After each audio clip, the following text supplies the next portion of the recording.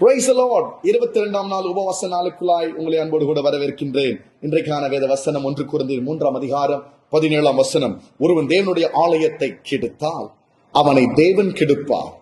தேவனுடைய ஆலயம் பரிசுத்தமாய் இருக்கிறது, நீங்களே அந்த தேவ ஆலயம்.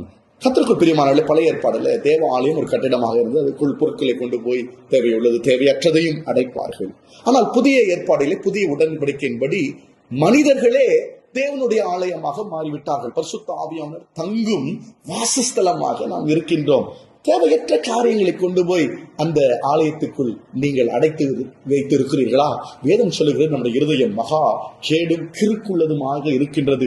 சங்கீதக்காரன் தாவீது சொல்லுகிறான், என்னுடைய இருதயத்தை ஆராய்ந்து சோதித்தருளும், வேதனை உண்டாக்கும் வழி என்னிடத்தில் உண்டோ, ஆண்டவரே அதை ஆராய்ந்து அறிந்து நித்திய வழியில் என்னை நடத்தும் என்று சொல்லி தாவீது சொல்லுகிறான். கர்த்தருக்குள் பிரியமானவர்களே, நம்முடைய வாழ்க்கை ஒரு வெங்காயத்தை போல உரிக்க உரிக்க உரிக்க வந்துகிட்டே இருக்கும். எதையெல்லாம் களைந்து உரித்து நாம் அதை அகற்ற வேண்டுமோ அவைகளின் நாட்களில் அகற்றி தேவனுக்கு பிரியமானவர்களாக தேவன் தங்கும் வாசஸ்தலமாக நாமே நம்மை ஒப்புக் கொடுப்போம். கர்த்தர் உங்களை ஆசீர்வதிப்பாராக.